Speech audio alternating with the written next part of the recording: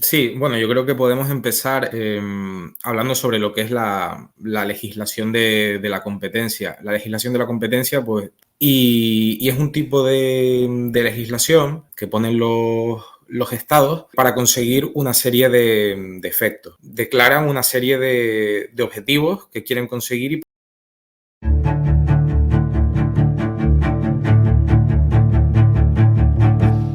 Hola Adrián, bienvenido a un podcast sobre Bitcoin. hola Alberto, ¿qué tal? Encantado de estar por aquí de nuevo. Sí, muchas gracias por pasarte por aquí a hablar vamos a hablar de competencia y nada, un poco de contexto para el que se plante aquí y diga, uy, competencia, qué curioso.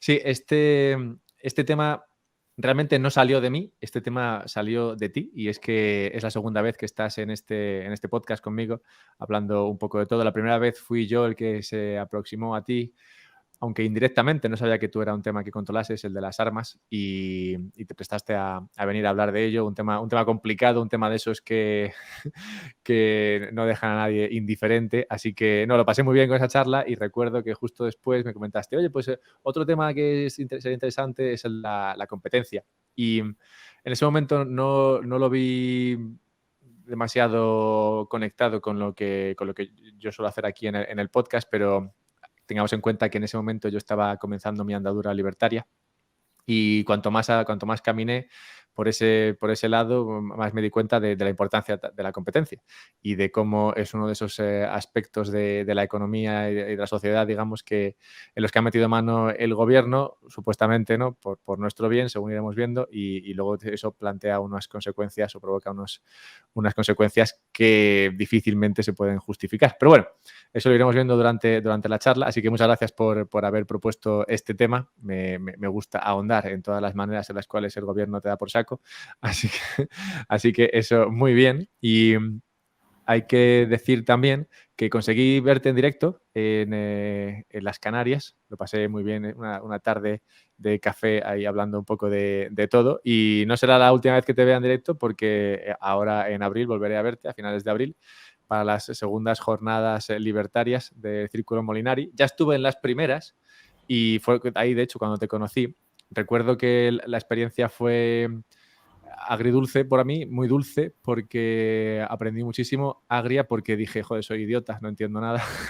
Entonces, es una de esas situaciones que hay gente que no lleva bien, pero yo la verdad es que lo pasé genial y amé esa sensación de sentirte idiota, básicamente, ¿no? Que es una de esas cosas que a veces, a mí por lo menos me sientan muy bien. Entonces, el nivel de las charlas fue tal que, como digo, me sentí más tonto que listo la mayoría del tiempo. Así que fue una gran experiencia para mí. Repito este año y además no solamente repito, sino que encima me dejas hablar. Voy a dar mi charlita sobre ciencia fiat y comida fiat, que bueno, es un tema que, como el de las armas, en su día, pues a ti también te hizo gracia.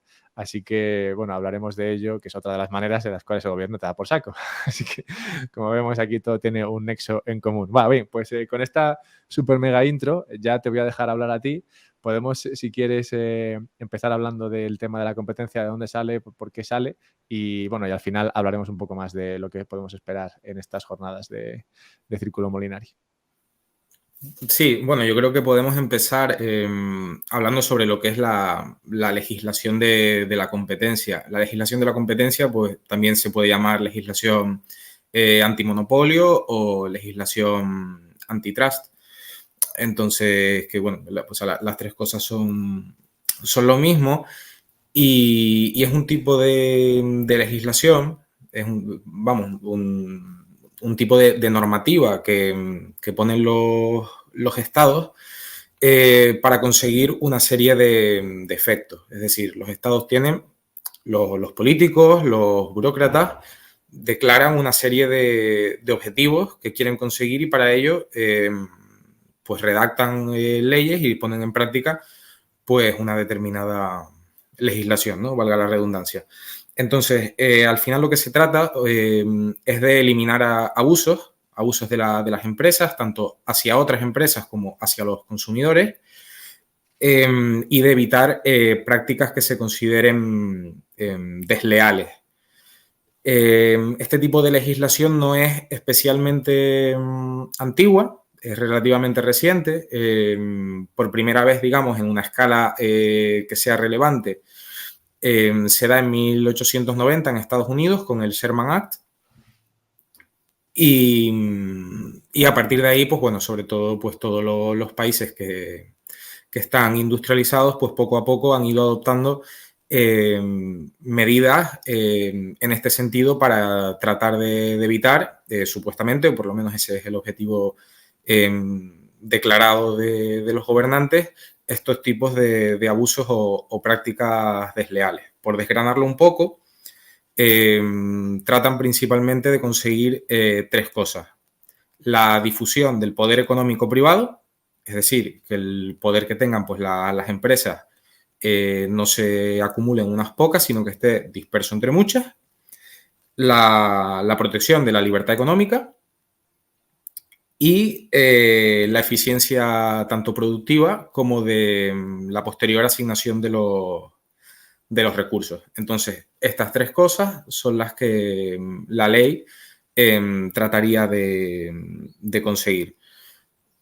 Ahora, vamos a ver, en cuanto a esto, lo primero que se puede comentar es que esto es el objetivo declarado de los gobernantes. Pues no es lo mismo el objetivo real que pueda tener un político o un burócrata al establecer una ley o al perseguir determinada actividad o determinadas conductas, al objetivo que declare públicamente para poder vender a los votantes y a la ciudadanía ese tipo de ley.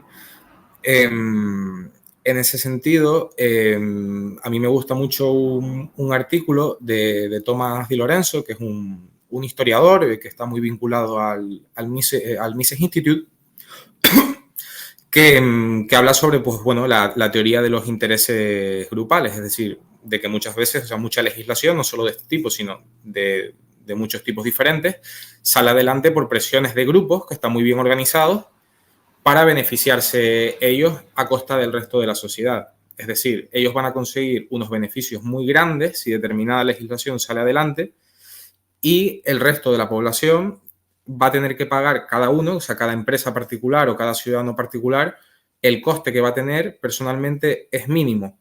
Entonces, está mucho más interesado, tiene muchos más incentivos de informarse y de hacer presión este pequeño grupo de personas o este pequeño grupo de empresas que quiere que determinada legislación salga adelante que la masa general de la población, ¿no? Porque los costes están mucho más diluidos mientras que los beneficios están concentrados en este pequeño grupo de gente.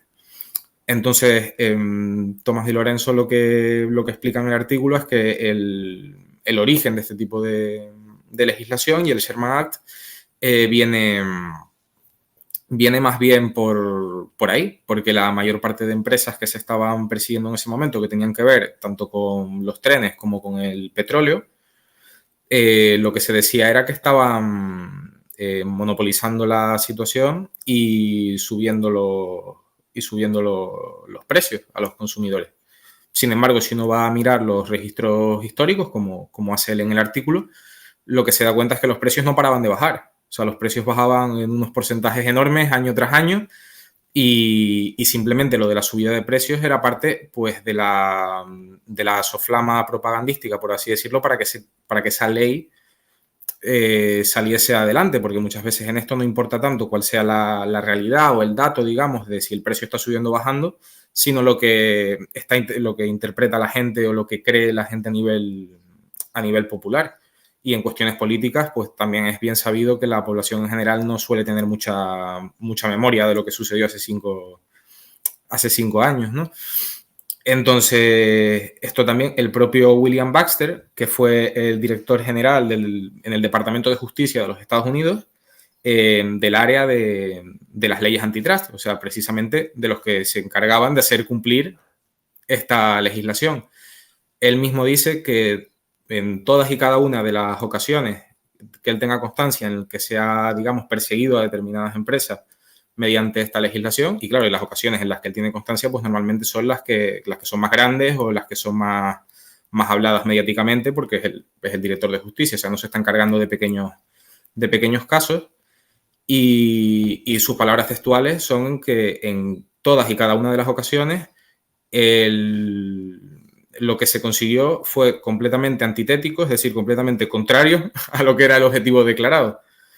Entonces, claro, hay que tener mucho cuidado con esto, ¿no? Que se puede ver con cualquier tipo de ley, con el salario mínimo, por ejemplo, se puede ver muy fácil, o con otro tipo de leyes de legislación económica. Y luego, sobre los 3 puntos que haya tocado, que son a los que supuestamente se dirige la ley, sobre la difusión del poder económico, por ejemplo. Claro, que ya se está empleando una terminología un poco, desde mi punto de vista por lo menos, capciosa, porque ¿qué es el poder económico? Como una, no sé, económicamente, cómo se ejerce el poder. Yo soy de la opinión, o mantengo la teoría esa de que el poder en última instancia está en la fuerza, está en las armas.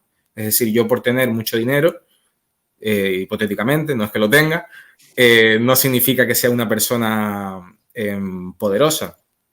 Sino, fíjense, si quieren verlo en un caso así como de actualidad, el caso de Ferrovial, que ahora se va de España y tal, y por el hecho de ser una empresa riquísima con un montón de dinero y tal, si al gobierno se le cruza por delante, que es que en última instancia donde está el poder en la política, pues esa empresa pues no tiene nada que hacer, porque por ejemplo esa empresa en España vivía de obras públicas. Pues evidentemente si el gobierno actual en este caso pues lo tiene cruzado por X motivos, porque se va de España o por lo que sea, porque tributa menos aquí o por el motivo que consideren, pues evidentemente pues van a dejar de concederle esos contratos o le pueden poner impedimentos para que trabaje, o sea, son los que tienen realmente el poder para hacer ese tipo de cosas. En cambio, Ferrovial, por muy rica que sea, bueno, pues lo máximo que puede hacer es cambiar de jurisdicción, pero no puede imponer nada sobre nadie, ¿no? Entonces, bueno, lo del poder económico siempre es como una terminología que a mí no me termina de convencer, porque bueno, Sí. yo tengo una caja fuerte con mucho dinero y tal y cual, pero claro, a mí me vienen 4 fulanos con 4 metralletas y me dicen, ábreme la caja fuerte y yo por mucho dinero que tenga no puedo hacer nada, se las tendré que abrir y tendrán que llevarse el dinero, ¿no? Que es una explicación esta muy, muy simplista, pero bueno, a grandes rasgos es un poco lo que pasa. Con esto no quiero decir, o sea, que las empresas no puedan, digamos, aliarse con los políticos, digamos, o digamos, tener poder sobre la gente a través de la política, pero la empresa en el libre mercado, digamos, por sí sola, no puede obligar a nadie ni a comprar nada, ni a dejar de comprar nada, ni puede obligar a nadie a cerrar, ni a abrir, ni tal. O sea, no es a lo que se dedican las empresas, a prohibir ni a permitir actividades, ¿no? Y luego sobre el tema de que esta legislación se dedica a proteger la libertad económica, yo aquí, o sea, lo de libertad económica pues se está entendiendo de una manera un poco arbitraria, porque al final la libertad económica, o sea, por definición es la ausencia de regulación del mercado, que eso a uno le puede parecer bien o le puede parecer mal, pero la libertad económica es eso. Entonces, que se esté diciendo que se utiliza legislación e intervención en el mercado, concretamente esta legislación que básicamente es política industrial, y que eso sea para proteger al libre mercado, es decir, estás protegiendo al libre mercado haciendo que deje de ser libre. Otra cosa es que eso pueda ser necesario o que haga falta, ¿no? Que de eso pues vamos a estar hablando en este podcast, ¿no? Pero lo de proteger la libertad económica también me parece un poco terminología un poco capciosa.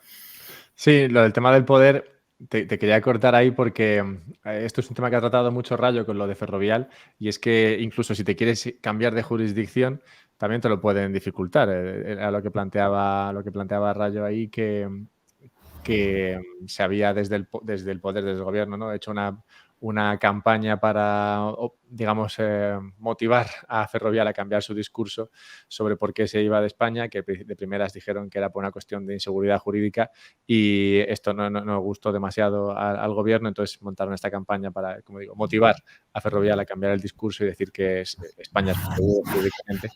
Y Y Ferrovial salió y dijo que efectivamente España es muy seguro jurídicamente, que se habían confundido a la hora de plantear ese texto y que no, que se echaban para atrás y desmentían eso si se hubiese entendido mal y que claramente todo bien, que se iban simplemente para ganar más dinero. Entonces, sí, ahí creo que es una buena demostración de cómo el poder, incluso sin ejercer el poder, solamente con amenazas, ¿no? ya te puede, digamos, dirigir en tu actividad. Sí, incluso fuera de la jurisdicción española, o sea, Ferrovial, por ejemplo, antes de que pasara nada de esto, el 80% de su actividad ya estaba fuera de sus negocios estaba fuera de España, principalmente en los países anglos. Entonces, pero claro, por el hecho de estar establecida en España, o sea, los beneficios que tenía fuera de España, por los que ya pagaba impuestos en los países donde hacía ese tipo de negocios, los tenía que pagar por doble, porque en España se los cobran también. Entonces, digamos, ahí es donde se ve que, claro, que incluso con el tema de las jurisdicciones es difícil, digamos, escapar. Y nada, bueno, esto es un poco lo que es la legislación, un poco el origen con lo del Sherman Act y eso. Luego se fue difundiendo tanto por Europa y por Asia y por otros países. En algunos fueron simplemente pues poco a poco persiguiendo determinadas prácticas concretas y en otros pues con packs legislativos, digamos, como en el caso del Sherman Act, más grandes, digamos, de una vez. Y ahí depende de, pues a nivel legislativo de cómo operen en cada país concreto. Pero vamos, que en términos generales la legislación es bastante idéntica entre unos países y otros en la actualidad. Vale, entonces eso digamos que marca un poco lo que fue el motivo original, que como tú has dicho, esto siempre pasa, ¿no? Que se vende de una manera para conseguir una serie de cosas y luego pues podrá conseguirse eso o podrá no conseguirse. Has comentado dos cosas ahí. Primero, que me han llamado la atención, lo de los abusos de las empresas y lo de las prácticas desleales. Yo esto no sé si podemos ahondar sobre ello un poco, porque claramente, o sea, ¿qué es? Claro, cualquier cosa puede ser considerada como un abuso de empresa. ¿Y cuál es una práctica desleal también? ¿No? Porque al final, ¿quién marca las reglas de qué es leal, qué es desleal? No lo sé. Esto me parece que son, bueno, pues esos lugares comunes que se pueden usar para tratar de empujar cualquier tipo de legislación, pero bueno, quería saber qué opinabas tú de esto. Sí, claro, yo la serie de críticas, digamos, que yo tengo con respecto a este tipo de legislación, más allá de haber comentado de que es bastante probable que los objetivos declarados no sean los objetivos reales, yo en principio voy a asumir que los objetivos declarados son reales, digamos. O sea, porque si no, me refiero, la discusión acabaría aquí. Realmente, pues los políticos están mintiendo, esto es para favorecer a determinado colectivo y tal, y evidentemente, pues el resto va a salir perjudicado. ¿Qué más hay que hablar? ¿No? Pero bueno, vamos a asumir de que pues estos objetivos que declaran pues son reales y tratan de conseguirlos, ¿no? Entonces, una de las críticas que yo tengo y que se relaciona con lo que tú hablabas de prácticas desleales o abusos, por un lado, es el tema de, a nivel legal, cómo están redactadas estas leyes, porque utilizan un montón de terminología que es ambigua, arbitraria, confusa, o sea, abierta a una interpretación enorme. Por ejemplo, en la legislación española aparecen de la competencia, aparecen términos de manera muy reiterada como consumidor medio, contexto de información falsa, abuso empresarial, pero en ningún momento de la ley se define a qué se está refiriendo la ley por consumidor medio. Yo no sé si soy un consumidor medio, no sé si tú lo eres, no sé a qué se refieren por consumidor medio, la verdad. Entonces, claro, a mí me gusta aquí mucho lo que dice, lo que decía Rothbard, que es que prácticamente ningún empresario sabe que ha cometido ninguna ilegalidad con respecto a la competencia hasta que es demandado. Es decir, que no pueden prever, o sea, tú no puedes actuar sabiendo de, vale, si hago esto va a ser ilegal y si hago esto va a ser legal. Entonces, bueno, yo voy a tratar de hacerlo legal o yo voy a decidir saltarme la ley. No, la mayoría de empresarios simplemente no saben si lo que están haciendo ni lo pueden saber por cómo está escrita y redactada la ley, si lo que están haciendo es legal o ilegal. Y bueno, pues en caso de que les denuncien, pues ya tendrán que defenderse o ver cómo llegan a algún tipo de acuerdo. Entonces, claro, esto lo que causa es una incertidumbre jurídica enorme. En España, por ejemplo, te pueden denunciar por tener los precios más altos que la competencia, pero también te pueden denunciar por tener los mismos precios que la competencia, pero también te pueden denunciar por tener los precios más bajos que la competencia.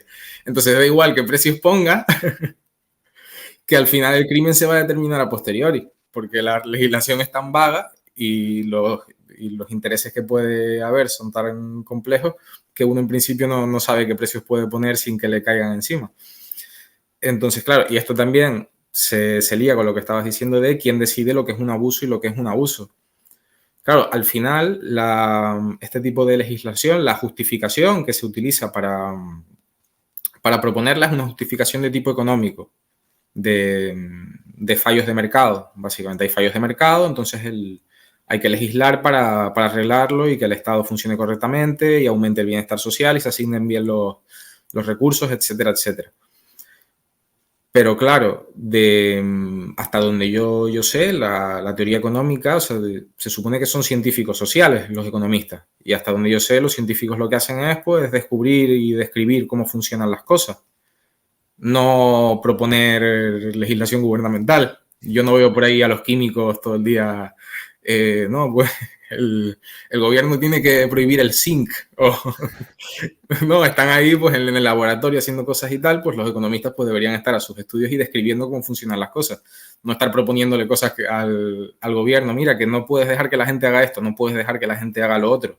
O incluso si lo hicieran, bueno, que lo hacen, claro, pero bueno, que podrían hacerlo de una manera un poco más empírica, ¿no? O con un espíritu un poco más científico, en plan, oye, mira, que hemos pensado que los trenes, ¿no? En el 1890, que los trenes y tal, pues están haciendo aquí sus monopolios y sus cárteles y están subiendo los precios y demás. Vamos a imponer esta legislación para tratar de evitar esto y la hipótesis es que esta legislación va a mejorar la competencia y los precios y demás, ¿no? Y entonces dentro de un año nos juntamos otra vez y vemos a ver si nuestra hipótesis ha sido validada o si por el contrario no lo ha sido. Entonces, si no lo ha sido, pues quitamos la ley porque claramente no ha funcionado. O sea, que podrías ir con una idea un poco más así científica, en lugar de, bueno, vamos a poner esta legislación porque va a arreglar el problema. Y luego, si no la arregla, ya lo veremos, hombre. Si no la arregla, pues ya ponemos otra regulación encima y luego otra encima y luego otra Habrá encima. que legislar otra cosa. Para arreglarlo, ¿no? Sí, pero claro, bueno, que esto no es solo con lo del antitrust, sino con un montón de cosas. Vamos, a mí me molesta particularmente siempre que veo a economistas en el ámbito donde más se ve es en la economía monetaria, precisamente porque la gran mayoría de economistas están directamente contratados por la Reserva Federal, o sea, la mayoría de economistas, digamos, que tienen un mínimo de relevancia y un mínimo de nombre y de prestigio, pues están todos a sueldo directo de la Reserva Federal y del gobierno, o en el caso de Estados Unidos del Banco Central Europeo, o de universidades públicas vinculadas con el Banco Central Europeo, etcétera, etcétera. Y ahí se ve como en prácticamente cualquier paper o en cualquier libro continuamente están haciendo recomendaciones gubernamentales. Que digo yo, bueno, yo iba aquí a leer ciencia, supuestamente, no a leer aquí a Maquiavelo dando consejos a los gobernantes de cómo tienen que actuar, ¿no? Entonces, claro, a mí que me digan que estás haciendo ciencia, pero lo que estés haciendo es pues maniobra política, me resulta un poco extraño, incluso si lo haces con buenas intenciones o incluso si tus propuestas son adecuadas, o sea, son aceptadas, ¿no? Y claro, también está el tema un poco ético, ¿no? Porque se supone que si las prácticas que persigue este tipo de legislación lo que hacen es pues disminuir el bienestar social. Pero claro, son prácticas, o sea, es decir, que se criminalizan, o sea, que a uno le pueden perseguir, o sea, le pueden, digamos, poner multas enormes o incluso meter en prisión por llevarlas a cabo. Entonces, claro, por si yo disminuyo el bienestar social, eso es un crimen por el que yo debería ir a la cárcel, por ejemplo. Porque yo no estoy... ¿Y cómo se mide esa disminución del bienestar social? Sí, esa es otra. Pero bueno, suponiendo incluso, ¿no? Suponiendo que que yo haga algo y eso disminuya el bienestar social. Y que eso se pueda saber y tal, se ha determinado que yo he disminuido el bienestar social. pero yo no le he faltado en principio por eso los derechos a nadie. Es decir, yo no he atacado a nadie, yo no le he robado a nadie, yo he disminuido el bienestar social, sea lo que sea eso. Entonces ahí un poco éticamente me parece como extraño, por lo menos que es algo que se debería de discutir si el simple hecho de disminuir el bienestar social, pues, pues, vamos, pues es negativo. O sea, alguien, por ejemplo, que decida hoy en día, digamos, si se ve desde el punto de vista de las pensiones, de mantener el sistema de pensiones. Alguien que decida no tener hijos, por ejemplo, que en el futuro vayan a ayudar a sustentar el sistema de pensiones, supuestamente, ¿no? Esa persona está disminuyendo el bienestar social, hay que meterla presa. Que ponga a tener hijos ya mismo. Pero aparte, en eso que decías, claro, la sociedad no se puede personar como digamos, víctima en este caso. O sea, la sociedad como no existe, ¿no? Como persona, entidad, eso sí que es una abstracción, ¿no? de todas las personas. Pues claro, la sociedad no se puede personar como, oye, nos has a la sociedad disminuido el bienestar social. Entonces, al final, el que va a denunciar esa reducción del bienestar social tiene que ser, eso sí, una persona con cara y ojos o una empresa que puede personarse como, oye, esta empresa está haciendo algo negativo, vamos a perseguirla y hacerlo, digamos, con motivos que sean, bueno, pues motivos que solamente le benefician a ella principalmente, a esta empresa que está denunciando. Lo cual, claro, digamos que lo que estoy pensando es que si tú tienes esta legislación así tan vaga y demás y tienes esa manera de plantear el delito, ¿no? Con esa víctima siendo la sociedad en general, porque claro, la sociedad no se va a quejar, ¿no?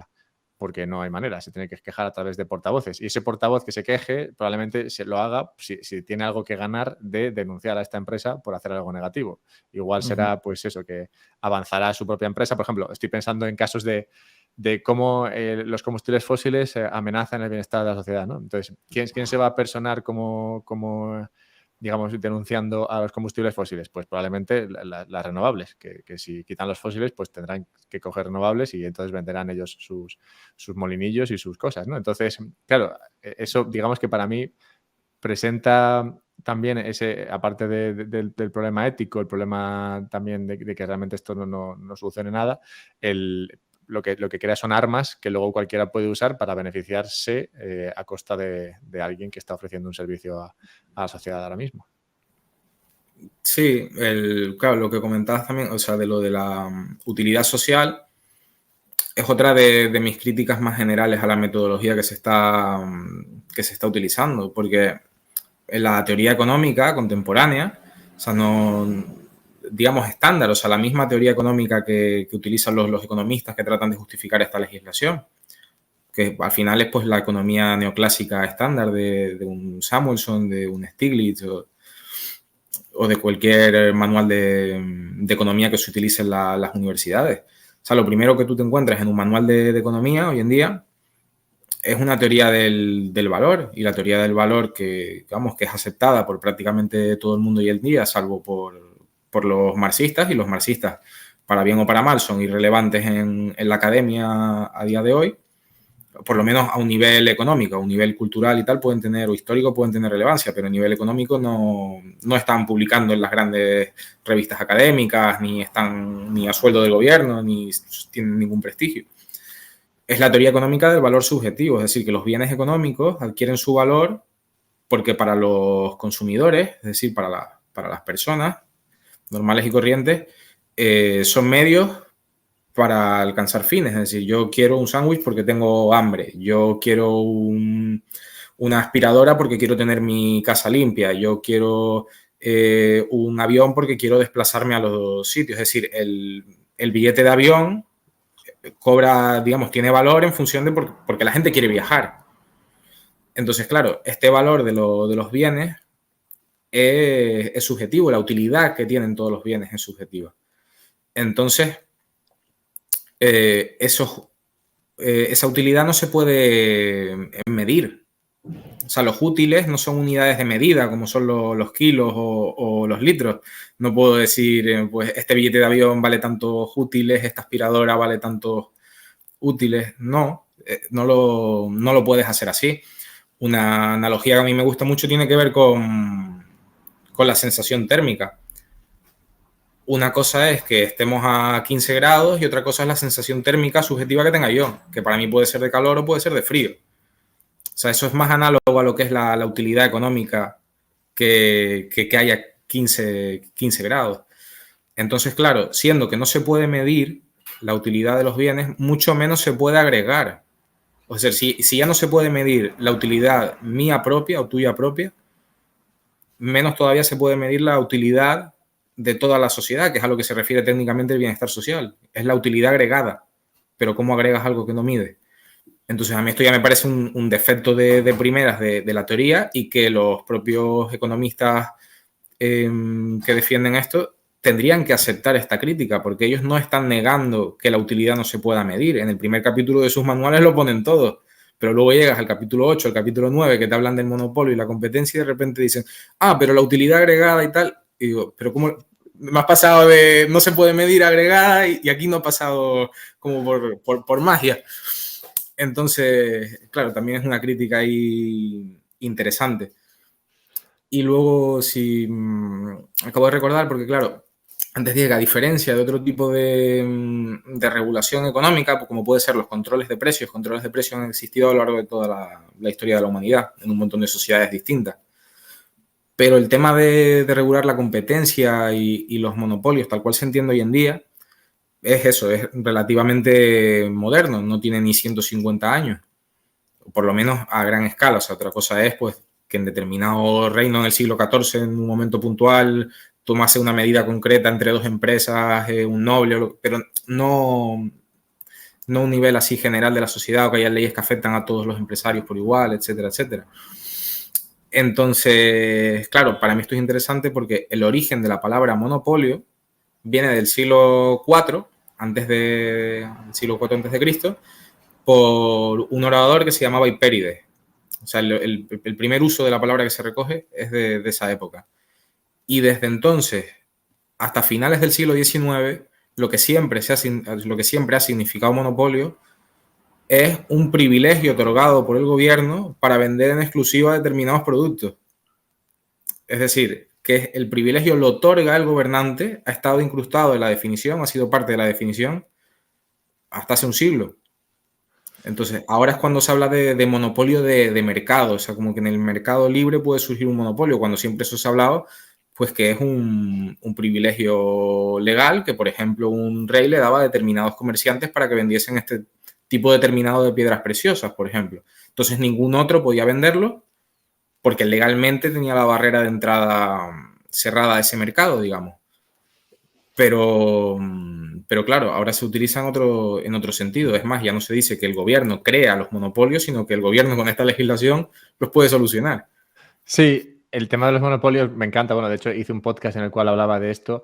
No sé si era un paper de Di Lorenzo también, el que usaba yo como base para mi estudio. Posible, ¿no? ¿Tiene Di Lorenzo un paper sobre los monopolios y su existencia? Es que era un autor italiano, pero no me acuerdo quién. Di Lorenzo, los que tiene sobre este tema, sí, aparte del que nombré antes, sobre The Origins of Antitrust, que habla sobre la teoría de intereses de grupos, tiene otro que se llama The Myth of Predatory Pricing, el mito de los precios predatorios, en el que habla de los monopolios, pero claro, en el caso particular de la práctica concreta de los precios predatorios, no en términos generales. Pues no sé, sí que lo traté en un podcast y justo partía del estudio de esta persona que igual no era Di Lorenzo, pero es verdad que era italiano, me suena muchísimo que fuese italiano. Dominic Armentano, puede ser. ¿Perdón? Dominic Armentano, puede ser.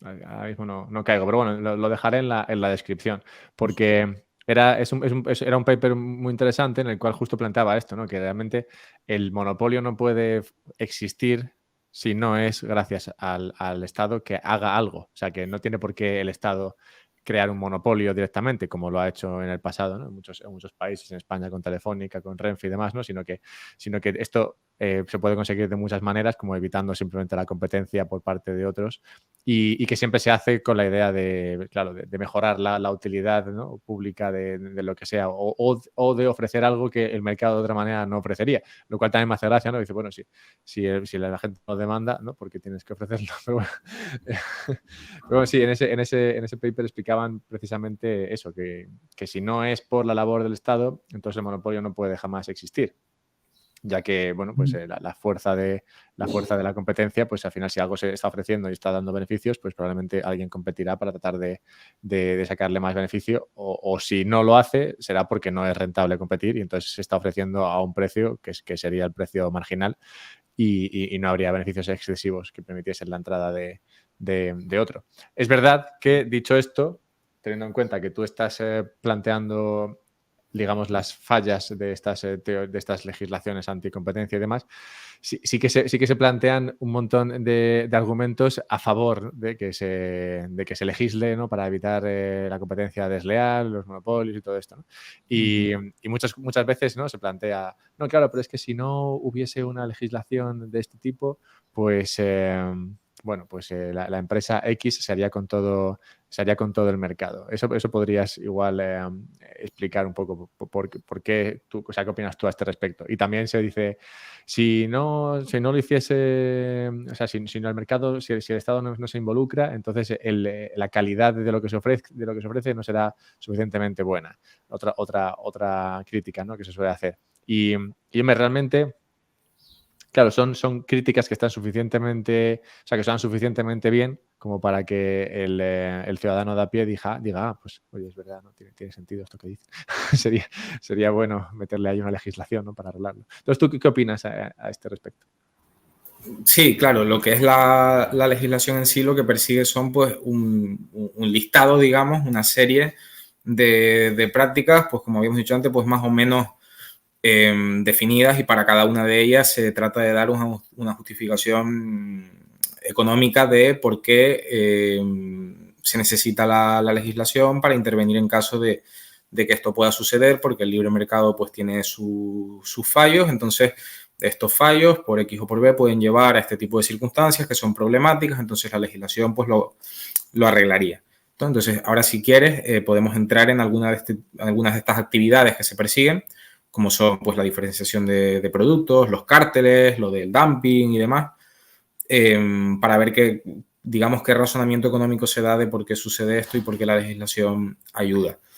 Antes que eso, me gustaría mencionar brevemente, porque creo que es importante, antes de entrar en un caso concreto, que la teoría económica que está detrás de esto, el modelo que se utiliza es el modelo de competencia perfecta, o el modelo que se utiliza en la mayor parte de casos para justificar la legislación.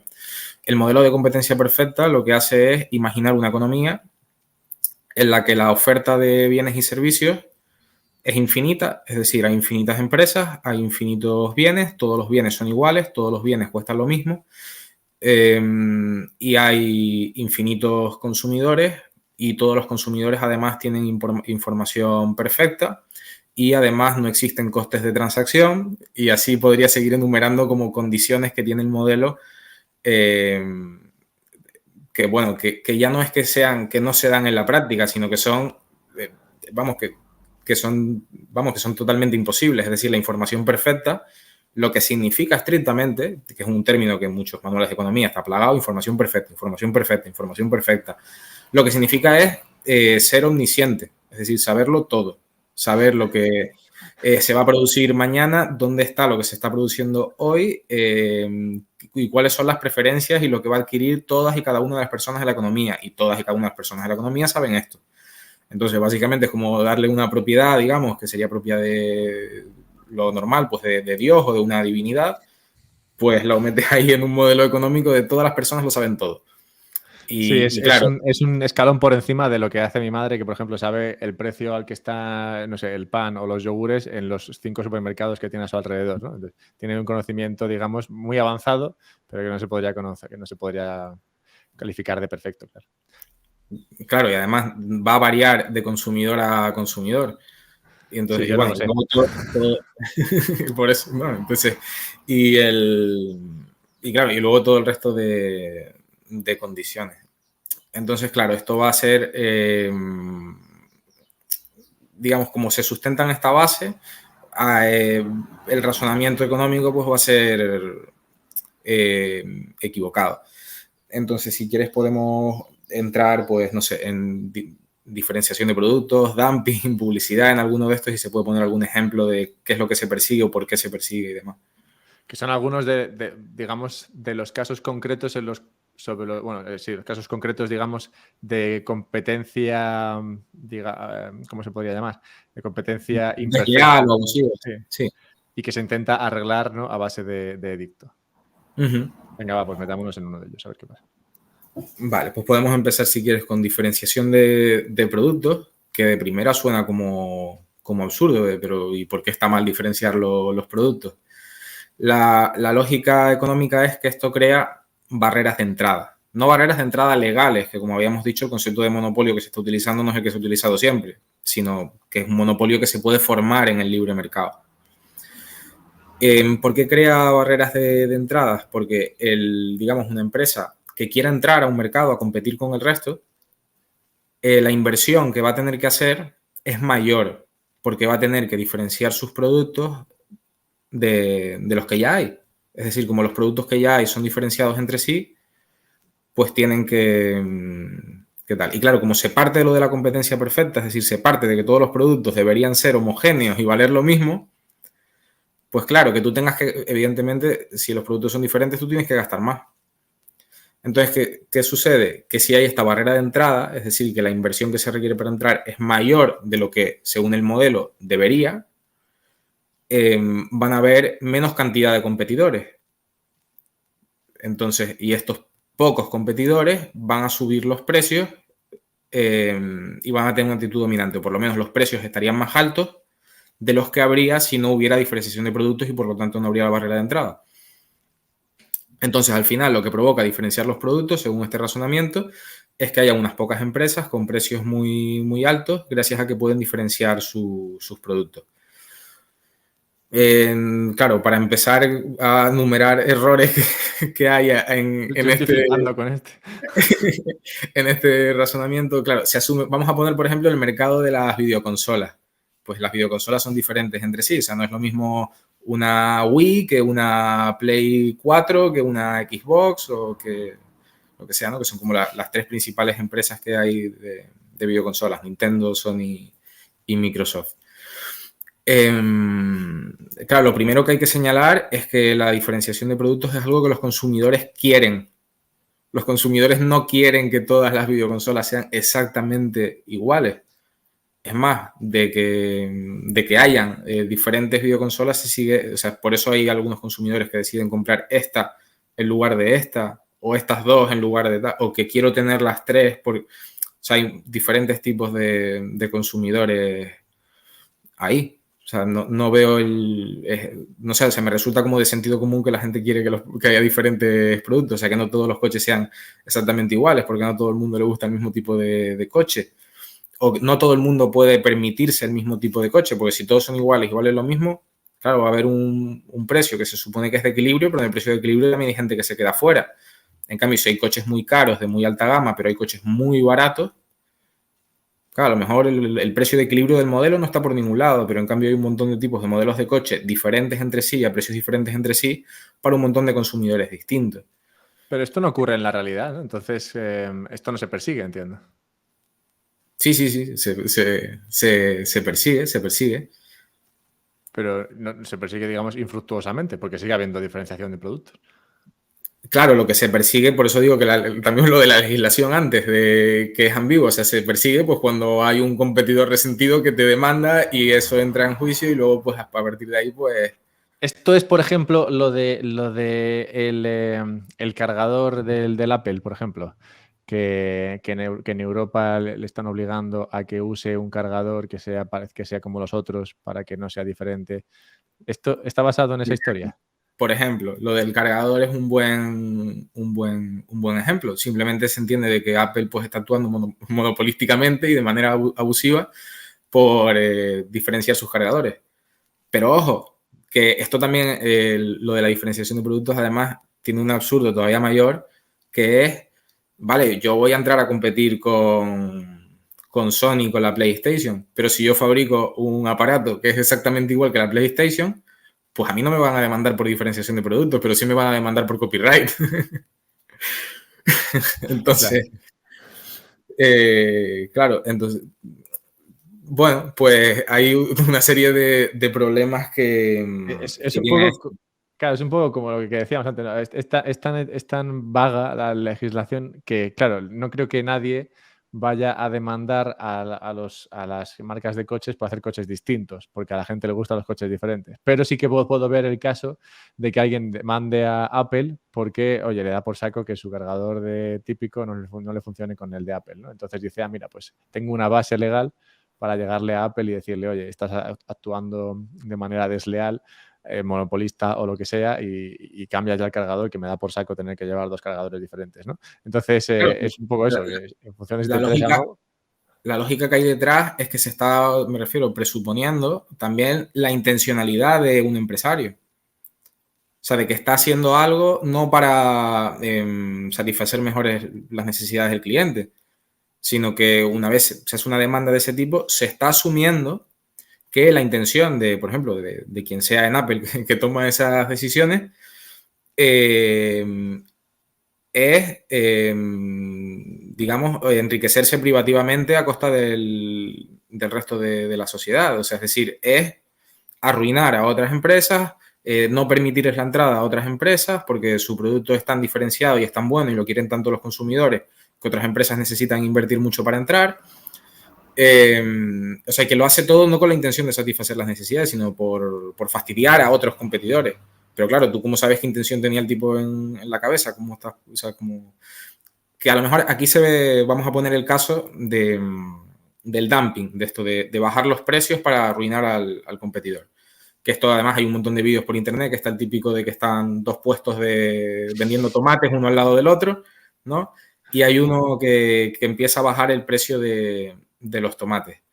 Pero claro, la legislación está presuponiendo que el objetivo de la persona que está bajando los precios es arruinar completamente al competidor para luego subir los precios y lucrarse privativamente a costa de todo el resto de la sociedad y tal. O sea, realmente lo pone como si fuera un supervillano el que está bajando el precio del tomate y que tiene como este plan detrás, pero a lo mejor no lo está bajando, a lo mejor no lo está bajando por eso, a lo mejor es porque se le han juntado muchas facturas y necesita este mes vender, sacar mucho stock porque lo que sea, o sea, a lo mejor el tipo está apurado porque tiene que pagar cosas y lo está vendiendo y ha bajado el precio para tener ingresos rápidos. Vete tú a Ha saber por llenado qué. la casa de tomates y no tiene dónde guardarlos, o quiere deshacerse porque no quiere vender más tomates y entonces dice, mira, ya me lo quito esto de encima. Sí, sí, o porque los produce de forma más productiva, valga la redundancia, y puede bajar el precio beneficiando a los consumidores y no tiene ninguna intención de subirlo después. Que por cierto, que antes nombramos a Tomás Di Lorenzo en el artículo que nombré de El mito de los precios predatorios, precisamente habla de esto, o sea, de que él estudia estudia una serie de casos, son decenas de casos acerca de juicios, o sea, de condenas a empresas por precios predatorios, es decir, por supuestamente hacer esto de bajar los precios para arruinar a la competencia y luego quedarse solos en el mercado, digamos, y luego subirlos. Y en ninguno de los casos que estudia se han subido los precios jamás en ningún momento. Es decir, los precios seguían bajando. Por algún motivo se asume que después lo van a subir. Es que es como una táctica de que están vendiendo a pérdidas para echar a los demás y luego a tal. Pero en la mayoría de los casos no estaban vendiendo a pérdidas, simplemente eran más productivos y bajaban los precios y los consumidores estaban más satisfechos. Entonces crecían, podían invertir más, aumentaban la productividad, bajaban más los precios y les estaba yendo mejor que a los demás. Entonces, la mayor parte de demandas además vienen de competidores resentidos, lo que para el clima social además pues no es muy bueno tampoco que la gente se esté demandando entre sí porque tú estás bajando los precios, porque tú tal, porque tú, o sea, y crear un montón de resentimiento social. ¿Cómo querías enganchar lo del dumping con el de la diferenciación de precios? Que creo que querías hacer un enlace ahí. Pues si había un enlace, si había un enlace concreto, Creo que querías explicar con un ejemplo del dumping. Ah, no, lo enlacé por lo de la intencionalidad, porque en el caso del dumping se ve mucho más claro, en el caso de bajar los precios, de que se presupone que la intencionalidad del que baja precios es ahí arruinar a los competidores, lucrarse a costa de los demás y tal, cuando no tiene por un lado no tiene por qué ser el caso, no sé por qué supones eso, y por otro lado, o sea, si uno después ve la historia incluso de casos de los juicios donde se ha condenado a gente, no solo por tener la intencionalidad, sino por supuestamente haber hecho esto, en ningún momento han subido los precios después, o sea, en ningún momento han hecho de lo que se le están acusando. Entonces, a mí esto me parece, o sea, que para poner en práctica una legislación económica, por un lado, deberías poder probar que el problema existe, o sea, que lo que estás persiguiendo existe, que no solo existe, sino que es un problema, luego que el libre mercado por sí solo no lo puede solucionar y luego que la intervención que tú estás haciendo lo soluciona. Claro, en este caso no se está probando, ya no que sea un problema, o sea, que ni siquiera que exista. O sea, yo no he visto ningún caso de alguien que haga esto, de bajar los precios así para subirlos después, arruinando a la competencia. Hace poco me pusieron el caso de Netflix, por ejemplo, o sea, que poco a poco al ir creciendo, digamos, ha ido subiendo los precios de las suscripciones. Pero Netflix no tiene cada vez menos competencia, Netflix cada vez tiene más. Cada vez hay muchas más empresas de streaming dedicándose a esto, no menos. Entonces no veo cómo Netflix ha erradicado a los competidores del mercado bajando los precios. Es más, incluso cuando Netflix tenía los precios más bajos, que ahora me refiero, o sea, que eran más bajos que ahora, otras empresas así de streaming, la propia Prime Video de Amazon lo tenía más bajo todavía. Y eso no le impidió a Netflix crecer en su momento. Es decir, hay un montón de contraejemplos en la vida cotidiana de los servicios de suscripción, de ver series por internet o de jugar a la consola en casa. O podría poner ejemplos con aspiradoras, pero como no me sé la marca de las aspiradoras, pues no puedo entrar ahí. Digamos que van desde la propia percepción cotidiana de la vida y de los precios y de las cosas en contra directamente de esta teoría. O sea, que no hace falta ser un genio de la economía y tal para darte cuenta de que eso no está pasando. Luego, además, en el de la diferenciación de producto, encuentro que esto va en contra de, o digamos que persigue de alguna manera la innovación, ¿no? Porque si yo tengo, pues eso, tengo una videoconsola, imagínate que solamente hay 2 videoconsolas y son las 2 iguales, y entonces yo digo, vale, pues voy a diferenciar mi producto porque se me ha ocurrido que puedo crear una videoconsola diferente. Y esto, claro, atentaría, digamos, contra la ley esta de diferenciación de producto, pero igual esa consola diferente es mejor y entonces lo que he hecho ha sido mejorar la experiencia de usuario y luego todo el mundo querrá copiar, digamos, mi nueva videoconsola que es mejor. Pero claro, si de primeras el diferenciarte te perjudica de cara a la ley, porque se supone que no deberías hacerlo, pues estarías, digamos, de alguna manera evitando que se progrese. Está diciendo, oye, mira, que todo eso quede igual, que nadie intente cosas diferentes, quedaos todos haciendo lo que estáis haciendo ahora mismo, porque si te traes cosas distintas, pues vais a diferenciar el producto y vais a, bueno, pues eso, conseguir una ventaja competitiva frente al resto.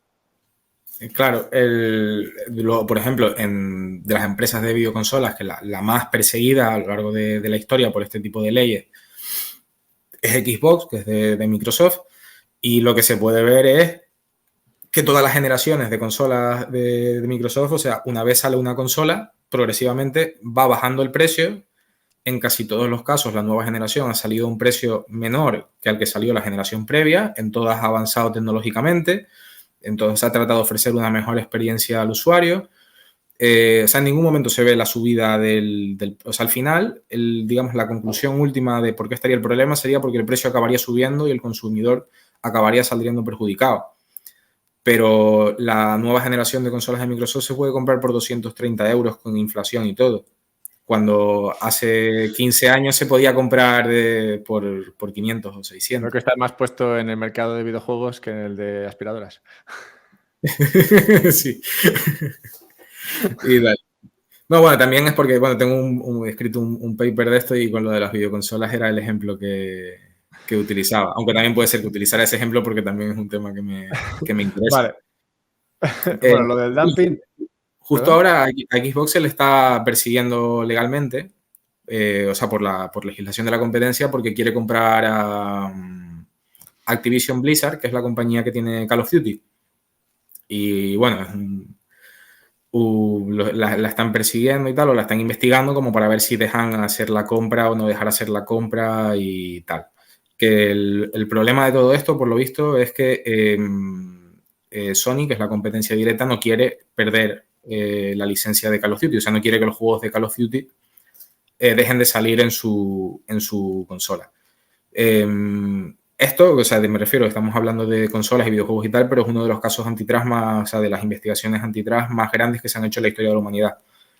Porque los millones que mueve Call of Duty son enormes, o sea, mueve casi como la mitad de la industria del cine junta, el videojuego, el Call of Duty. Entonces, claro, y al final lo único que está haciendo Microsoft es adquirir una licencia para venderla en su consola. Es decir, se está diferenciando de la competencia en que va a vender este producto y la competencia no. ¿Qué pasa? Que al final todas estas justificaciones como lo del dumping o la diferenciación de productos, que son las dos que hemos estado mencionando, luego cuando realmente son los juicios aunque la teoría económica basada en el modelo de competencia perfecta es en principio la que justifica la legislación, cuando son los juicios realmente lo que se hace muchas veces es hablar de cuotas de mercado. Es decir, se coge, por ejemplo, si fuera en la industria de los refrescos, pues se consideraría que esta empresa es monopolística porque tiene pues un 25% de cuota de mercado, entonces es un monopolio.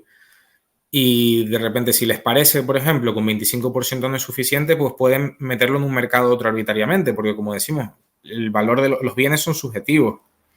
Entonces tú puedes comparar un refresco de cola con otros refrescos de cola. Entonces pues tendrá más cuota de mercado.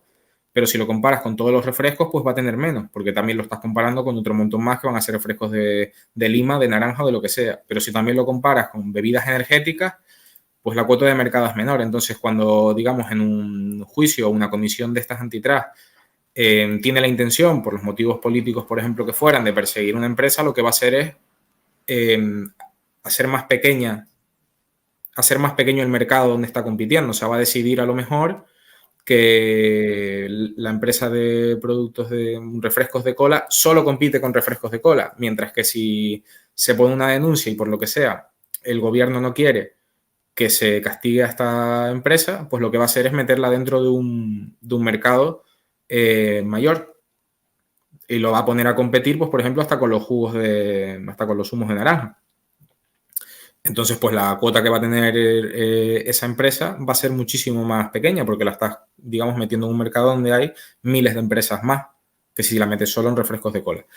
Entonces, pues eso también se hace de forma arbitraria porque no hay una forma de determinar, precisamente por la subjetividad del valor económico, en qué mercado está compitiendo un determinado producto, una determinada empresa. Eso, porque un refresco para una persona puede estar compitiendo con una botella de agua o incluso con un café o simplemente pues no voy a ir a la cafetería, sino no tengo mucho dinero, prefiero comprarme este libro de segunda mano que vale 3 euros y entonces ya no me tomo el café. Pero en ese caso el café está compitiendo con el libro. Entonces esta subjetividad del valor lo que permite al fin y al cabo es que los juicios puedan determinar, vale, pues tú te vamos a acusar de monopolio y como queremos castigarte, pues te vamos a poner en este mercado súper reducido, pero si queremos que no te caiga nada, pues te vamos a poner en este mercado súper amplio. Y esto, claro, es preocupante porque esto se lo sacan de la manga después, así como funciona después en los juicios, pero esto no tiene nada que ver con el modelo que estaban utilizando para justificarlo en primer lugar. En el caso de... Son dos cosas que me han salido aquí, pero primero el de Call of Duty, que creo que este es fácil de entender para todo el mundo. Claro, este es el típico ejemplo que yo creo que mucha gente diría, joder, pues a mí me parece bien que denuncien a Microsoft aquí, ¿no? Porque imagínate que el típico jugador de PlayStation que tiene la PlayStation de toda la vida y le gusta jugar al Call of Duty. Y entonces ahora ve esto y se entera de que si sale adelante esta compra de Blizzard por Microsoft, entonces va a dejar de poder jugar al siguiente Call of Duty en su PlayStation y tendrá que adquirir una Xbox para poder jugar a ese juego. Entonces entiendo a esa persona que diría, oye, no, Estado, por favor, ayúdame con esto porque, oye, me parece que están actuando mal. ¿Qué base hay aquí ética, digamos, para decirle a ese jugador, oye, mira, te aguantas? y que Microsoft se compre esto si quiere, o ¿cómo lo ves tú esto? Pues, o sea, yo lo que creo es que las personas no tenemos derecho al valor de nuestros bienes. Es decir, si para mí la PlayStation tiene un valor muy grande o relativamente muy grande porque en ella puedo jugar al Call of Duty, que es mi juego favorito, el juego con mis colegas los fines de semana o lo que sea, yo lo que tengo derecho es a que nadie me rompa la Play. O sea, que nadie entre en mi casa me la robe, me la rompan y tal, pero no a que el valor económico subjetivo que tenga ese aparato no varíe, o incluso el valor monetario. Es decir, yo no tengo derecho al valor de mi casa. Yo tengo derecho a mi casa, a que no me la rompan, a que no me la vandalicen, a que no me roben, pero yo no tengo derecho a que el valor se mantenga. O sea, igual el valor disminuye o igual el valor aumenta, dependiendo, por ejemplo, de lo que pase en el barrio alrededor. Pero yo no tengo derecho a decir, no, no pueden, no sé, construir tal cosa en el barrio porque eso a mi vivienda va a hacer que el precio disminuya. Entonces, al final, el ejemplo que acabas de poner a mí me parece igual que el que, por ejemplo, va a determinado supermercado. Bueno, voy a poner un ejemplo real. Yo suelo ir a comprar a Mercadona y yo me compro en Mercadona no las natillas de la marca Sendao, las natillas de chocolate, sino me compraba las Danone porque me gustan las Danone. Muy bien. Y ahora, recientemente, Mercadona ha decidido ya no vender las natillas Danone en ese supermercado. Entonces, claro, ahora a mí me toca moverme al Corte Inglés o al Hiperdino o al Lidl o a otro supermercado que haya por aquí. Y claro, bajo esta lógica, pues yo tendría derecho a tener acceso a una agencia gubernamental donde yo pueda poner una denuncia y obligar a Mercadona a que me siga vendiendo natillas Danone porque no quiero ir al otro sitio. No sé yo si esto se sostiene mucho, claro. En este caso particular, de a mí que me gustan las natillas y tal, se ve muy fácil, pero claro, como Call of Duty lo juega mucha gente y mueve muchos millones, pero es exactamente igual. Vale, hablemos entonces, me gusta, muy bien. Vamos a hablar entonces de los cárteles, porque ese es otro ejemplo que a la gente se le presenta como algo que realmente el Estado sí que debería tratar de solucionar, ¿no? Si hay un cártel de empresas que se juntan para fijar precios, por ejemplo, yo que sé, los típicos casos, ¿no? De las telefónicas, ¿no? Típica, pues se juntan Vodafone, Movistar, Yoigo, no sé qué, y todos tienen el mismo plan de precios y entonces al final da igual en cuál estés, todas te van a cobrar de más porque se ponen de acuerdo entre ellas para fijar los precios por encima, ¿no? de lo que podría ser. Esto primero, ¿esto realmente ocurre? ¿Esto tiene alguna solución de mercado? ¿Y esto se puede solucionar o se debe solucionar de manera, digamos, legal?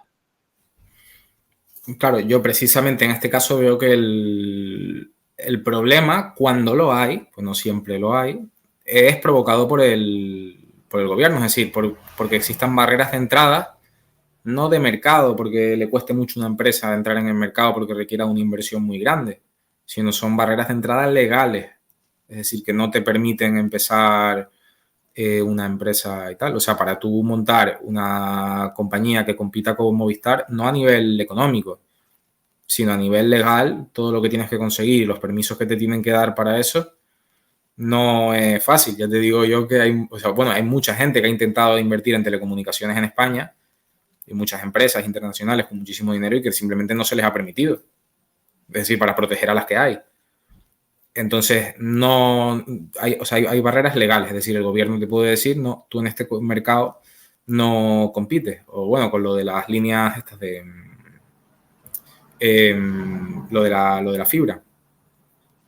O sea, ahí, o sea, bueno, no sé cómo es en el resto de España, pero aquí, por ejemplo, en Canarias, legalmente solo puede poner fibra telefónica, solo la puede poner Movistar. O sea, los demás se la alquilan. O sea, pero los demás no la ponen no porque les salga más rentable alquilársela a Movistar, sino porque no les deja el gobierno. No sé si es igual en toda España, ¿no? No sé, pero ves, en este caso, por ejemplo, otro diría, bueno, pero es que a mí me viene bien que esto sea así, porque si no, imagínate, van a estar Telefónica, Yoigo, Vodafone, tal, todos abriéndome la acera para meter cada uno su cable de fibra. Y entonces eso para mí sería más problemático. ¿Cómo ves esto? pues que no tendría que ser así porque hay muchas soluciones intermedias. O sea, por ejemplo, no todos tendrían que querer poner fibra. El tema es que haya alguno que quiera y no se le permita. Entonces, pues bueno, pues proporcionando a la Telefónica, en este caso, sí, beneficios monopolísticos. O sea, beneficios abusivos porque son a costa de legislación que perjudica directamente a sus competidores. Es decir, ahí sí se ve claro el abuso, pero por esta parte es legislativo. Y luego lo de abrir las aceras, o sea, no necesariamente. Primero, hay muchas opciones entre medias. Por ejemplo, pueden estar en copropiedad. O sea, no las tengo por qué alquilar, sino pueden ser de ambos. O sea, podemos hacer una inversión mutua aunque seamos empresas diferentes. Por ejemplo, o hay empresas a las que le puede salir rentable alquilarlo. O si pudiesen entrar más empresas de comunicaciones y, por ejemplo, hubiesen 3 empresas que están poniendo los cables, pues ya tienen que competir entre sí para, o sea, en los alquileres de los cables a las otras que no los han puesto, a la baja, lo cual también va a resultar en última instancia en beneficios para los consumidores. O sea, es decir, el problema es que y seguro con un montón de formas que a mí no se me ocurren, porque yo no Podrías tener conozco. calles privadas también y tener que llegar a acuerdos con las empresas. Sí, también, o me refiero, al final cuando pones un impedimento legal de este tipo, lo que estás provocando también es que la creatividad que tienen los empresarios para innovar o para, digamos, corregir situaciones en el mercado, corregirlas no en el sentido de que estén mal en el mercado, sino que están mal para ellas y tienen que tomar decisiones para obtener más beneficios. Entonces, lo que hace es impedir este tipo de creatividad, este tipo de acciones que no sabemos que se habrían tomado en caso de que la legislación no estaría. Porque yo no soy experto en lo que tendría que hacer esta empresa de telecomunicaciones o la otra para obtener más beneficios, pero a lo mejor ellos piensan de, pues mira, lo podríamos hacer así, así, así, y por la legislación no podemos. Y que la empresa tuviese beneficios, lo que implica es que los consumidores están mejor. Es decir, porque las empresas en ausencia, en el mercado libre, ganan dinero si los consumidores le compran los productos. Y si le compran los productos, es porque les vienen bien los productos, porque les gustan los productos, porque los utilizan para cosas que consideran valiosas. Entonces, al final los beneficios son una bombilla y un indicativo muy, muy bueno. Es decir, si hay beneficios allí, si esta empresa está teniendo muchos beneficios, en principio en el mercado libre lo que significa es que esta empresa está haciendo una labor social fantástica, es decir, está supliendo las necesidades de la gente mejor que otras. Entonces, pues va a haber otras empresas que viendo que los beneficios están allí, pues vayan a invertir en ese sector. Entonces, pues los precios se vayan a reducir todavía más, o se provoque mayor innovación en ese sector, por ejemplo. Entonces, el mercado en ese sentido es dinámico y la coordinación se da en el tiempo. No es un mercado perfecto en el que todos los productos son iguales, siempre están igual, siempre vale lo mismo, sino que van cambiando en función de cómo vayan variando las necesidades y la utilidad que vean los consumidores en determinadas cosas. Que esto, para ponerlo muy obvio, vamos a poner el caso se puede poner con el caso del tabaco, por ejemplo. ¿El tabaco es un bien económico? Para mí sí, que soy fumador, pero yo sé que para otras personas incluso estarían dispuestas a pagar por no estar cerca del humo del tabaco. Es decir, no es ni siquiera que no sea un bien económico, sino que es un mal económico, digamos, ¿no? Entonces, o por ejemplo, si determinada religión no te permite comer determinado producto cárnico, pues en ese lugar donde todo el mundo profesa esa religión, pues el cerdo, la vaca, lo que sea, no es un bien. No es un bien económico en el mismo sentido que lo sería para nosotros aquí, por ejemplo. Entonces, claro, lo de entender cómo funciona realmente la coordinación en el mercado, que hay costes de transacción, que hay ignorancia, es decir, los consumidores no lo saben todo y no están al tanto de todos los cambios ni de todos los productos que están a la venta. Que esto, si quieres, lo podemos enlazar con el tema de la publicidad, que lo persiguen también. Y que la coordinación se da en el tiempo mediante un proceso de ensayo de error para asignar los recursos. Claro, si no parte de que de que es como un mundo estático, robótico y demás, y que todo lo que se salga de ahí, de ese precio de equilibrio, hay que perseguirlo, pues claro, cualquier actividad humana, pues criminal y peligrosa y abusiva. Pero el problema es que el precio de equilibrio ese ni siquiera ni siquiera se puede conocer. Es una abstracción de un modelo matemático. Hablemos entonces del caso, porque tengo un caso un poco loco, pero quiero dejarlo para el final. Entonces, antes de llegar a ese, quiero terminar, digamos, de abordar todas las cuestiones así más básicas. Y este que planteabas de la publicidad, antes de la conversación, antes de empezar a grabar, te planteaba yo un ejemplo que parece que podría ir bien aquí y que creo que es uno que todo el mundo es consciente. Yo creo que todos aquí, todo el mundo que esté escuchando esto ha vivido la siguiente experiencia, y es que se metía en Amazon a comprar una cosa que le gustaba, un producto que le gustaba, que encontraba y que era, pues no sé, de la empresa, yo qué sé, Guarrerías SL, ¿no? Y entonces te vendían ese producto y te gustaba, ¿no? Y ponle que igual era, pues no sé, un GPS para perros, cosa que últimamente pues me interesa bastante. Entonces, tú te metías en esa empresa, o sea, en Amazon, y comprabas desde Amazon ese producto de GPS de esta empresa Guarrerías SL, ¿vale? Y vale, funciona muy bien, un montón de estrellas, está muy bien valorado, a todo el mundo le encanta, venden un montón, gracias a que están en la plataforma de Amazon. Entonces, en un momento determinado, Amazon dice, oye, esto del GPS está yendo de la hostia. Dice, ¿por qué no hacemos nosotros uno igual que este, básicamente? Y como es nuestra plataforma, pues lo ponemos arriba, y entonces la gente, en lugar de comprarlo de Guarrerías SL, pues lo compra de Amazon, un producto que es prácticamente igual.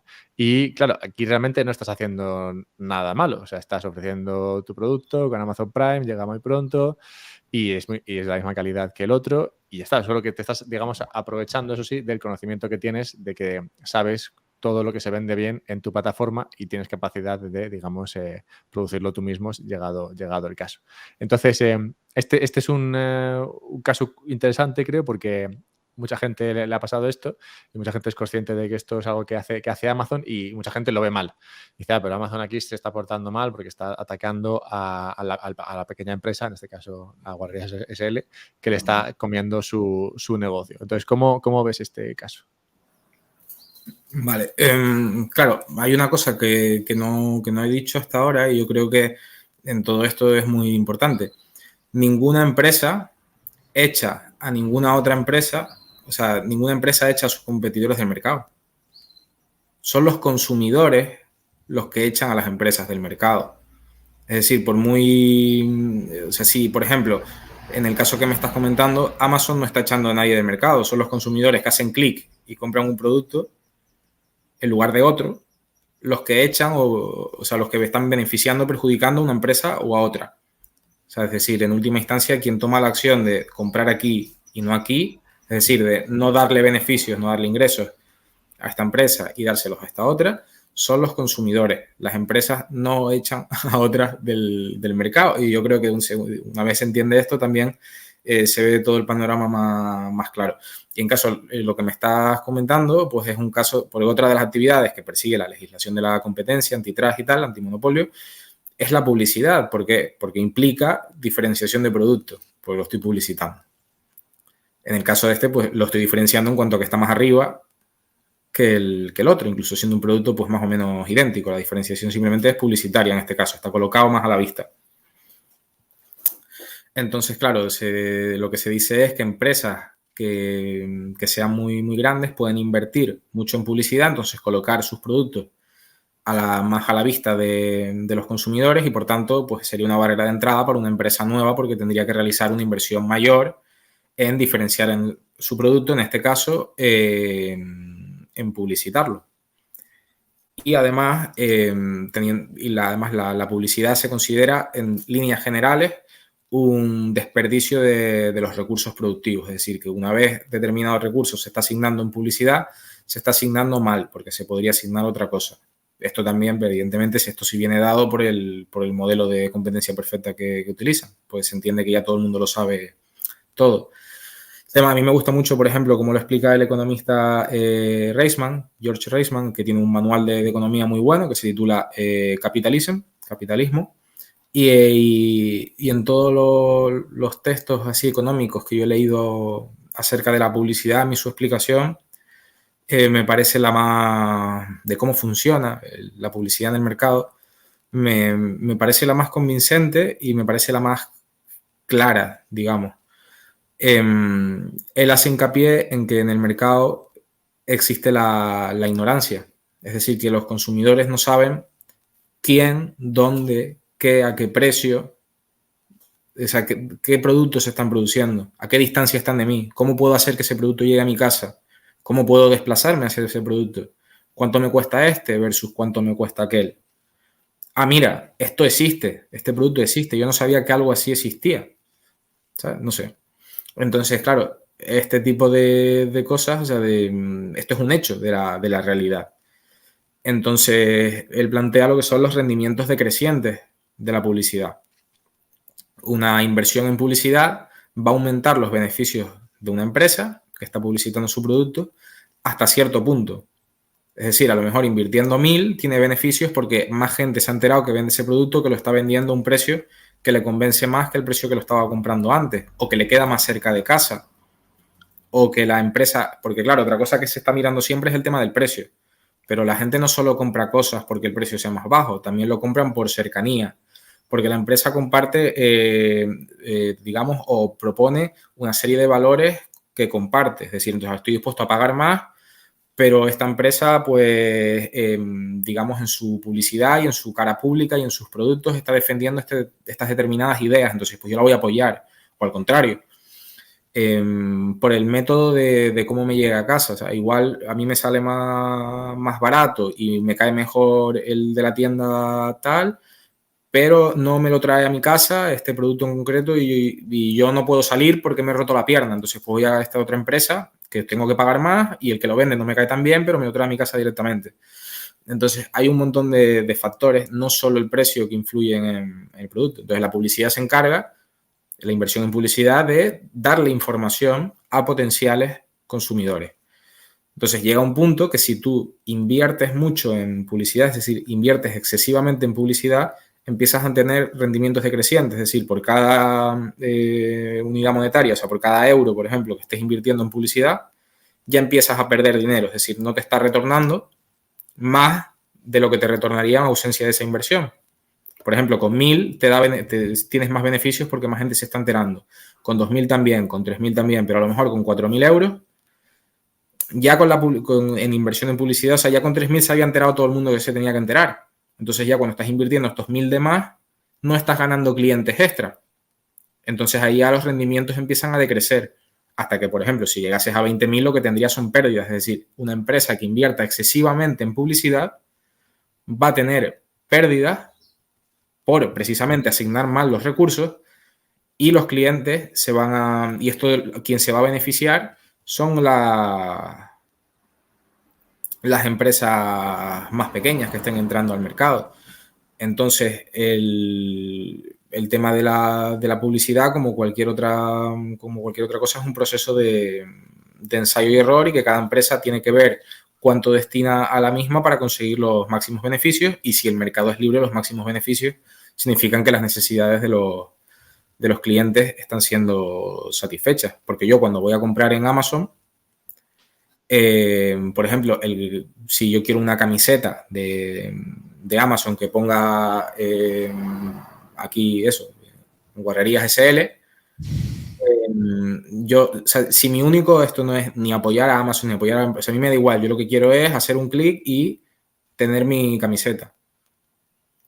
Pues a mí, o sea, si a mí me aparece ahí arriba lo de la camiseta y tengo que hacer menos clics, mis necesidades se están viendo satisfechas. O sea, yo el tiempo que, digamos, no he perdido en estar buscando a esta otra pequeña empresa que lo vende aquí en otro lado, lo que sea y tal, pues lo estoy dedicando a otra cosa. E igual estoy comprando en ese otro tiempo una pequeña empresa. Porque igual, en lugar de estar 3 horas en el ordenador buscando a dónde lo compro, luego salgo aquí al lado y voy a la carnicería del pueblo, y que es una empresa pequeña, y le estoy allí pagando. O sea, hay coste de oportunidad también. Sí, cuando planteabas esto me he dado cuenta o digamos que he visto una solución o el futuro de Amazon, digamos. Y es que, claro, en este ejemplo que te planteaba, al final lo que hace Amazon, ¿no? Digamos, es coger el primer sitio de todo aquello que funciona, ¿no? Pero claro, todas esas categorías y productos que funcionan, digamos que en algún momento estarán copados ya todos por Amazon. Entonces, si esto ocurriese, digamos que dejaría de abrir suficiente espacio a esos productos nuevos que les traerían más beneficios, porque es precisamente gracias a que se venden esos productos ahí y que funcionan muy bien, que Amazon se da cuenta de que funcionan muy bien, ¿no? A base de pues, comisiones que se lleva Amazon por venderlos en su plataforma. Entonces, cuando hablabas de cómo un exceso de publicidad puede llevar al final a comerte tus propios beneficios o a hacerte crecer menos, pues claro, esto podría ser un escenario final para esto que está planteando Amazon, o simplemente expulsar a la gente de su plataforma hacia otra si ven que el éxito dentro de Amazon significa que dentro de 6 meses dejas de vender. Entonces igual no les merece la pena estar ahí, igual les merece la pena plantearlo de otra manera o empezar a crecer en Amazon y luego sacar el producto de allí y llevárselo a su propia web, cosa que creo que están haciendo unos cuantos. Pero bueno, vale, bien. Entonces yo creo que hemos cubierto unos cuantos aspectos. He dejado la guinda para el final. Hace poco salieron unas noticias sobre un descarrilamiento en Estados Unidos. Esto creó muchísimo bombo porque este descarrilamiento en particular produjo que se expulsasen unos agentes químicos a la atmósfera que podrían ser dañinos para la gente que los inhalase. Esto, bueno, no me quiero meter en mucho rollo, he leído más de lo que me habría gustado leer sobre esto, pero es verdad que una vez que te pones a leer sobre esto es interesante y, bueno, he de decir que está todo el mundo a salvo, no hay que preocuparse demasiado por los agentes químicos y expulsados, pero esta historia del descarrilamiento, que también me hizo averiguar que por lo visto hay descarrilamientos todos los días, o sea que no es tampoco una cosa que sea tan espectacular, pues esto es interesante en la cuestión de la competencia. Y es que si te pones a escarbar, resulta que hay 4 empresas que se dedican al transporte por rail, por trenes, ¿no? de mercancías en Estados Unidos, ¿vale? Hay 4 principalmente. Entonces, esas 4 se reparten todo Estados Unidos y todo el transporte por ferrocarril. Digamos que funcionan como una especie de duopolio, lo plantean, ¿no? Porque hay dos empresas que tienen una parte copada y otras 2 que tienen otra parte copada. Entonces, se dedican al transporte de un montón de cosas, pero entre ellas de productos químicos. Los químicos resulta que son muy importantes en Estados Unidos, es como $500 billion o así lo que se mueve por el sector químico en Estados Unidos y por lo visto el sector químico soporta un 25% o sea, no directamente, pero cosas que están sobre el sector químico en Estados Unidos, pues serían hasta un 25% del PIB americano, que es un montón, total, que es un sector enorme. Entonces, este sector enorme se maneja, se transporta, usa la logística de estas 4 empresas. Y se queja este sector de que estas 4 empresas, como son solamente 4 y tienen todo copado, les cargan precios excesivos por mover su mercancía. Entonces, esto por una parte. La idea de que pueda haber un cártel y que perjudica a las empresas químicas y eventualmente a los ciudadanos. Pero luego está la parte de que a estas empresas de ferrocarril les obliga al Estado, el gobierno, a través de legislación, a transportar esos agentes químicos que pueden ser dañinos. Que ellos igual no querían hacerlo. De hecho, a los autobuses, a los camiones y demás no les obliga la ley, pero a los trenes sí.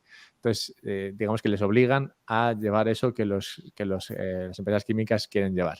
Y entonces esto digamos que empieza a complicar, ¿no? la historia y luego finalmente tenemos el caso de que, claro, esto provoca a veces descarrilamientos por cuestiones que podrían ser derivadas de inversión, digamos, en infraestructura y demás, o que no se o falta de inversión en mantenimiento y demás, pues que hace que al final estos trenes puedan descarrilar. Y dentro del tema de descarrilamiento, vías y demás, pues habrá otras 80 agencias estatales, ¿no? que se encarguen de ver que está todo bien. Entonces, vale, esta es toda la historia de los descarrilamientos en Estados Unidos y cómo está el tema ferrocarrilesco químico en América. Entonces, aquí creo que hay una cuestión de competencia interesante porque están el supuesto cártel, el supuesto duopolio y luego las normativas que te obligan desde el gobierno a hacer un servicio que tú igual decidirías no hacer y luego lo del sector químico. Entonces, con toda esta papeleta encima, ¿qué podrías tú observar de todo esto?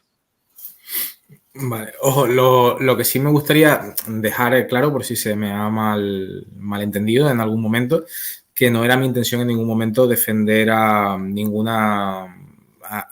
los empresarios, a las empresas en general, ni mucho menos a grandes empresas en particular. Además, el ejemplo de Amazon, yo no tengo nada en contra con que publicite unos productos por encima de otros, pero a mí no me parece tan bien que Amazon justo además aprovechando la crisis de los confinamientos y demás, haga lobby y presión para subir los salarios mínimos en Estados Unidos y que por lo tanto las empresas pequeñas que ya las están pasando pues muy mal porque han tenido que cerrar durante meses mientras Amazon seguía funcionando, encima tengan que subir los salarios, mientras que Amazon no tiene que subir nada porque ya les pagaba por encima de los salarios mínimos que están proponiendo. Entonces ahí Amazon sí está directamente utilizando el poder político o intentándolo, haciendo lobby para fastidiar a pequeños empresarios.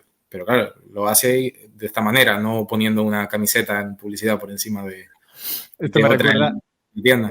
me recuerda a nuestra primera charla, que después de estar una hora hablando de armas y del derecho de la gente a llevar armas si quiere, dijiste, bueno, un tema. Antes de nada, quiero hacer un descargo de responsabilidad aquí o una aclaración, y es que yo no soy de llevar armas. Pues, ahora, después de una hora aquí hablando de defender a las grandes empresas y demás, bueno, un tema que quería aclarar. Que a mí esta empresa no me gusta. No, que no solo es que no me gusten, digamos, o sea, yo me refiero, yo sí compro por Amazon, por ejemplo, y demás, pero que no, digamos, no, o sea, que tienen actividades que sí me pueden parecer que son ilícitas o que son perjudiciales o que se deberían perseguir, pero que no son precisamente las que se persiguen. Y bueno, dejando claro esto, porque, bueno, al final porque hemos estado poniendo un montón de ejemplos con empresas como muy, muy grandes, pero a mí el ejemplo de una empresa pequeña de electrodomésticos, del que vende tomates, me parece, o sea, igual de válido, porque estas leyes no solo persiguen a grandes empresas, sino a nivel pequeño, en cualquier barrio, en cualquier ciudad, o sea, de los vecinos del mismo barrio se están demandando mutuamente por este tipo de leyes. Por eso decía antes también lo de que crea clima social así chungo, porque lo que provoca es resentimiento entre una gente y otra, ¿no? Que al de arriba le va mejor, pues le voy a demandar porque bajó los precios, ¿no? Al de tal, acaba de abrir, lo voy a demandar por diferenciación de productos porque me puso un cartelón de publicidad enorme. Y con este tipo de leyes, pues crean ese tipo de climas, ¿no? Entonces no es solo como la gran empresa, la gran corporación. Pero bueno, yendo ya al caso de los ferrocarriles, de los trenes en Estados Unidos, claro, es un caso complejo, o sea, porque primero está el tema de la contaminación que se está provocando a raíz del descarrilamiento, que esto ya pues no tiene tanto que ver con nada, digamos, económico propiamente dicho, sino ya el hecho de que se esté contaminando no más o menos y qué derechos tenga esa gente y cómo está tratándolo el gobierno y la prensa y demás, pues ya es una cosa pues más de, pues a ver, probablemente dentro de 15 años salga una película pues de un abogado heroico que ha demandado al gobierno de los Estados Unidos y tal, porque hay no sé cuántos casos de enfermedades en ese pueblo y tal. Erin Brockovich, ¿no? Erin Brockovich 2. No sé, hicieron una hace poco, se llamaba Dark Waters, que es con Mark Ruffalo de protagonista, y iba a un caso similar así, de unas empresas que habían, vamos, en el agua y tal, habían contaminado y hay un montón de casos de cáncer y tal, y claro, 20 años después ya sale hasta la película y todo el tema, pero durante 20 años el gobierno y todos los involucrados estaban ahí, y todos ahí chitón, y con presiones y amenazas a los vecinos directas, o sea, que se plantaba gente directamente de así de organismos gubernamentales y de sicarios que contrataban las empresas ahí para sobornarles o amenazarles y demás. Entonces, casos como esos hay un montón. Entonces, ya quitando los problemas que pueda haber o que tenga la pobre gente que haya tenido la mala suerte de que se le vuelcan los residuos allí, pues que esperemos bueno, que en este caso no sean tan graves como los de la película que acabo de comentar.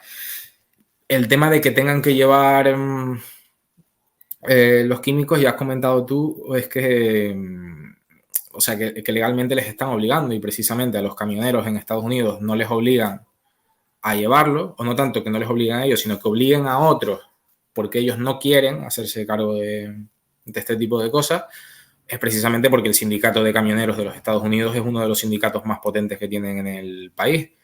Y además de en toda la, digamos, en toda la literatura económica y política que hay al respecto en los últimos 80 años, quien no quiera acercarse allí puede acercarse perfectamente a cualquier película de Hollywood que no es nada sospechosa de ir en contra así del gobierno y de los sindicatos Y en cualquier película donde se presenta el sindicato de camiones, se puede ver que básicamente pues, es la mafia allí. Entonces, en todas las películas de Scorsese, por ejemplo, la mafia son el sindicato de camiones, o está metido el sindicato de camiones, por poner el caso, ¿no? Entonces, y es bien sabido ahí en Estados Unidos que el sindicato de camiones está controlado por mafia. Entonces, claro, ya estamos partiendo de ahí, de que hay un sindicato aliado con el gobierno y que tiene un montón de poder y un montón de presión y que está, digamos, vinculado al menos con movimientos mafiosos que se quitan de encima al tener que transportar las mercancías. Luego, por otro lado, está el tema de los trenes, que allí además hay leyes, me refiero, hay restricciones legales tú para comenzar a una empresa de ferrocarril.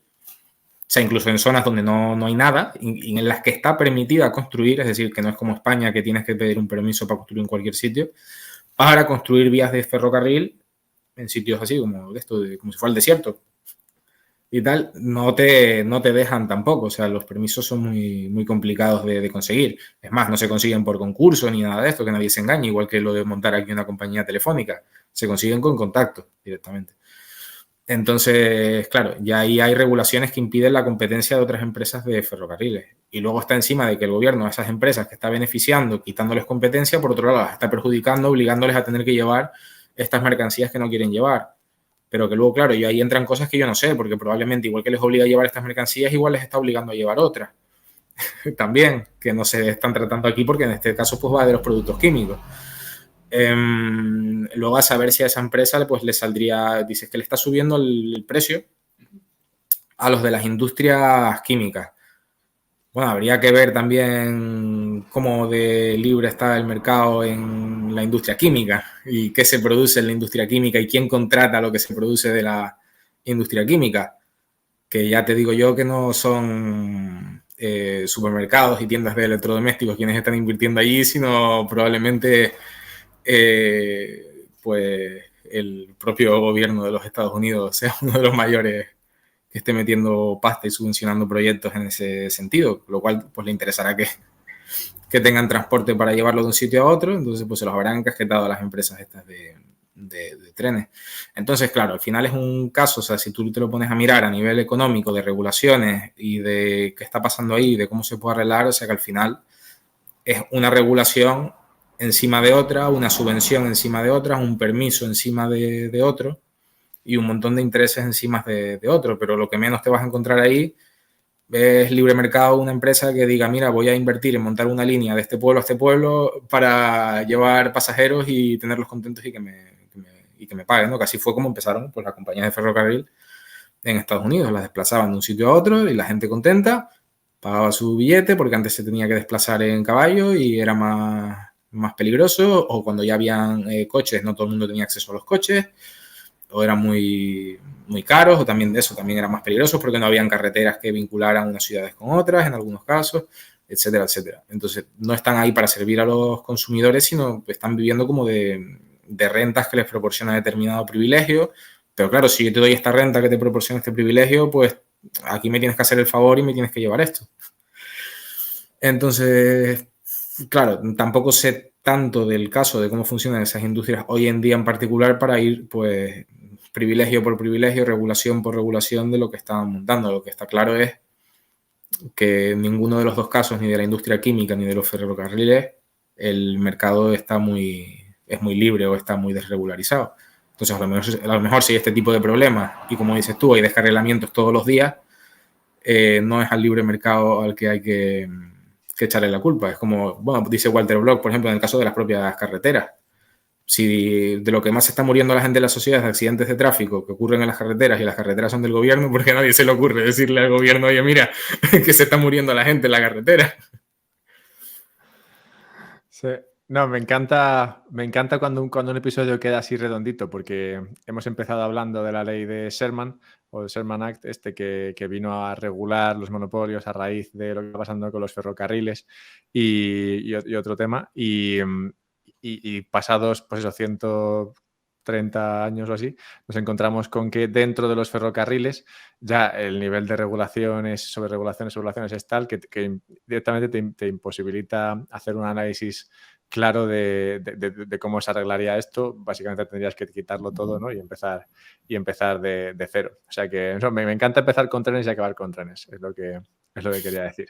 Así que, no, pues genial.